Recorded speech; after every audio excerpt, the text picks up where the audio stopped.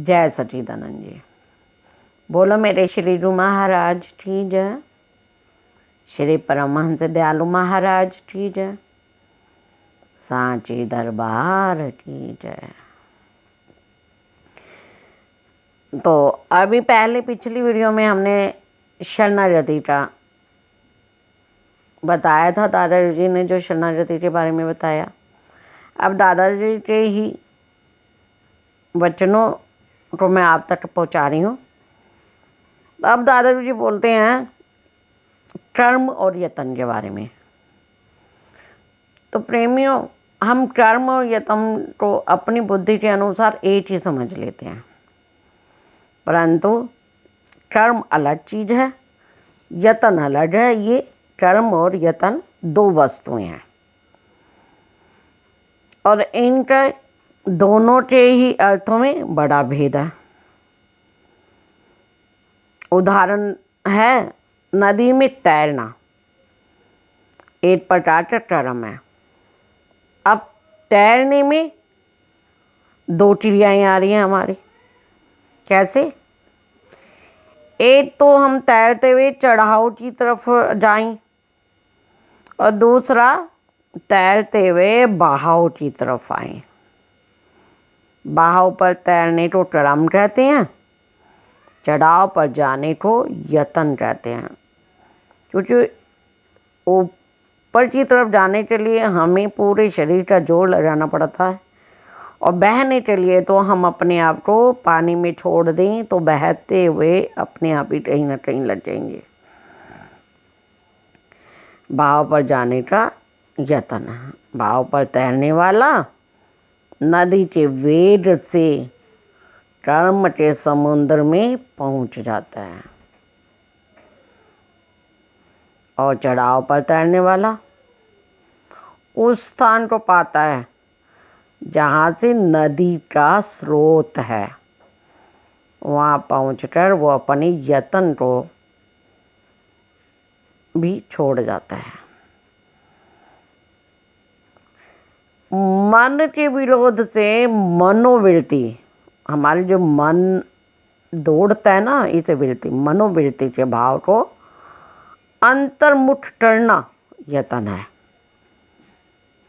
और कर्म केवल उसकी क्रिया है।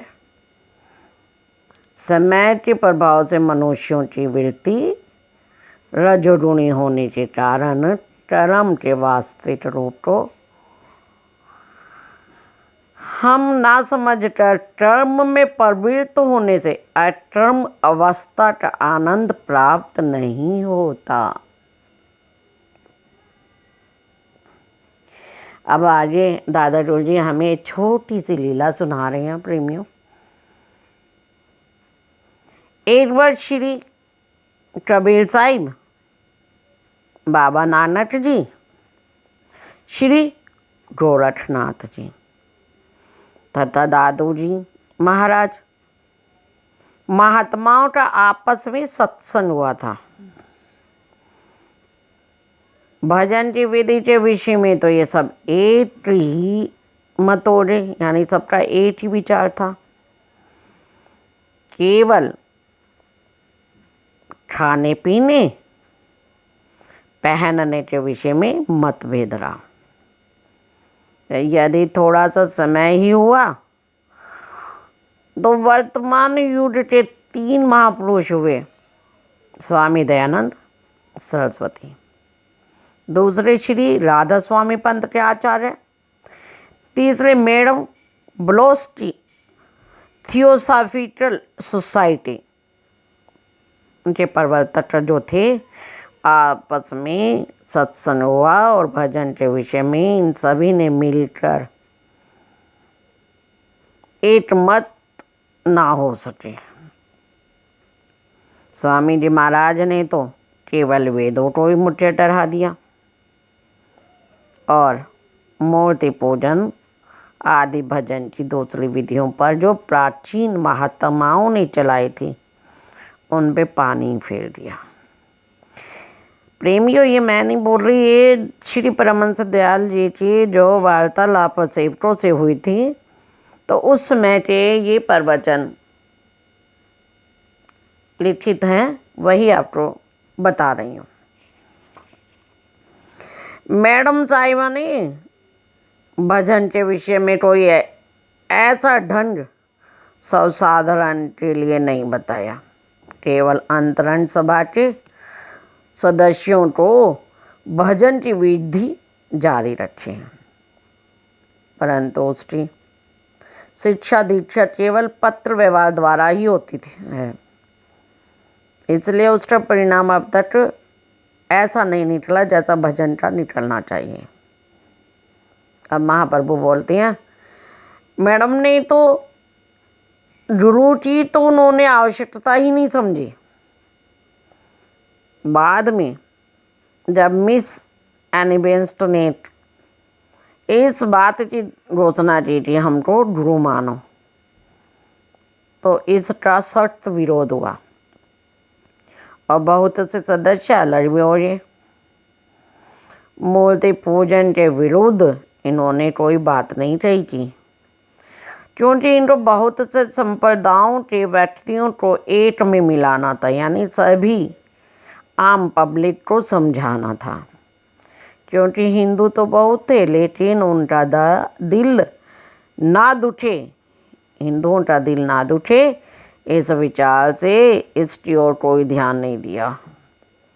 और राधे स्वामी जी पंथ से मूर्ति पूजन के विरुद्ध बहुत कुछ कहा, परंतु भजन की विधि श्री राधे स्वामी पंथ वालों ने वही रखी जो हमारे कबीर जी इत्यादि प्राचीन महात्माओं ने आपस में सत्संग और विचार से निश्चित की थी।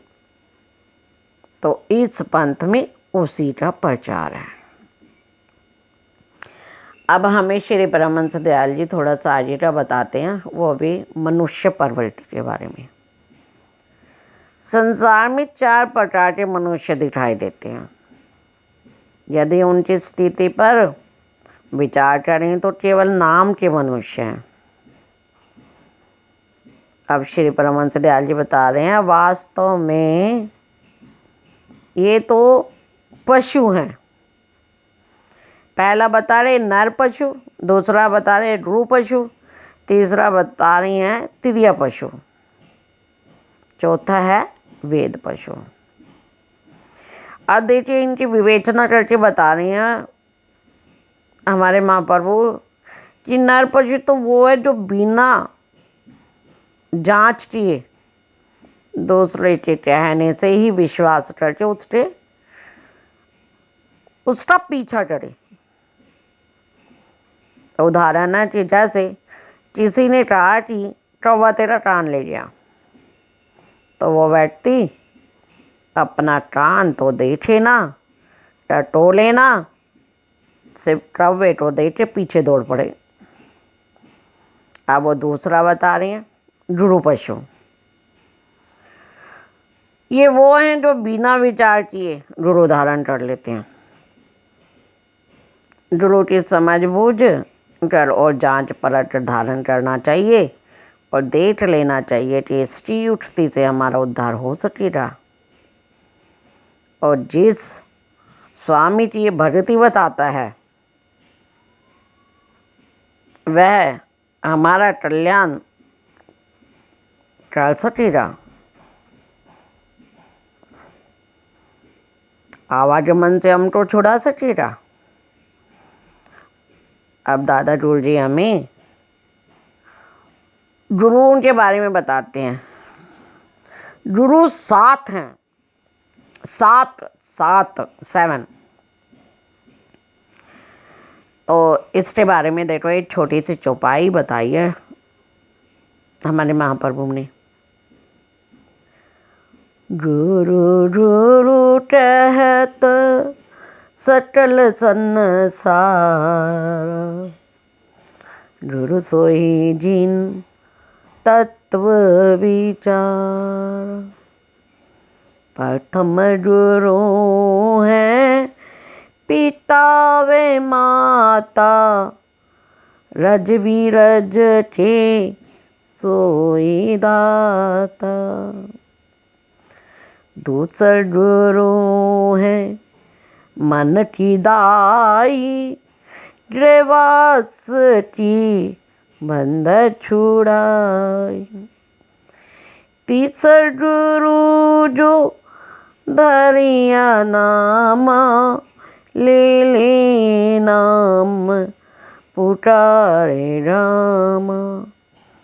चौथे गुरु जिन दीना दीक्षा, जग व्यवहार रहित सब चीना। पांचवे गुरु जिन वैष्णव कीना, राम नाम को सिमरन दीना। छठवीं गुरु जिन ब्रह्म जड़ तोड़ा, दुविधा मेट एक से जोड़ा। सातवें गुरु सत शब्द लखाया, जाटा तत्व ले तहाँ समाया। तो इस दौर में 7 गुरु बता दिए। कबीर 7 गुरु संसार में, सेवक सब संसार। सतगुरु सोई जानिए, भव चल उतारे पार। अब हमारे श्री परमहंस दयाल महाप्रभु बताते हैं तृतीय पशु का। तीसरा है तृतीय पशु। तृतीय पशु वो है जो स्त्री के बंधन में फंसा रहता है। उसके लिए सबसे बड़ी आज्ञा उसकी स्त्री का ही वचन है। चौथा महाप्रभु बता रहे हैं वेद पशु। वेद पशु वो हैं जो वेदांतों को पढ़ते तो हैं, परंतु उनका वास्तविक अर्थ नहीं समझते। शब्दों के झंझट बखेड़े में पड़े हुए हैं, केवल शब्दों की उधेड़ बुन में लगे रहते हैं। इनके अतिरिक्त वास्तविक मनुष्य की बात ही और है। जिसकी आकृति मनुष्य जैसी है वह मनुष्य नहीं, बल्कि मनुष्य वह है जिसमें सत्य, धैर्य, शील, वीरता, दया, संतोष इत्यादि गुणों। नहीं तो महाप्रभु कहते हैं खाना पीना सोना इत्यादि क्रिया तो जैसे मनुष्य की है वैसे ही पशुओं की भी है। तो भाई बताओ, मनुष्य और पशु दोनों में कोई अंतर नहीं है। तो प्रेमियों को बोलते हैं जरा सोचो कि आप में और पशुओं में अंतर है या नहीं। और इसी के लिए वो आगे प्रेमियों को ऐसे ही समझाए कि हमें जो मनुष्य योनि मिली है उसे सार्थक करना चाहिए, और मनुष्य योनि के अनुसार जो कार्य हैं वही हमें अपनाने चाहिए। तो प्रेमियों, आज की वीडियो में यहीं समाप्त कर रही हूँ। फिर आगे की अगली वीडियो में मिलते हैं। जय सच्चिदानंद जी। आप जानना चाहेंगे मैं सत्यानंद भाई जी नगली साहेब श्री 8 रूपानंद स्वरूपानंद महाराज जी का दरबार से दिल्ली से आपको संपर्क बना रही हूँ। जय सच्चिदानंद प्रेमियों।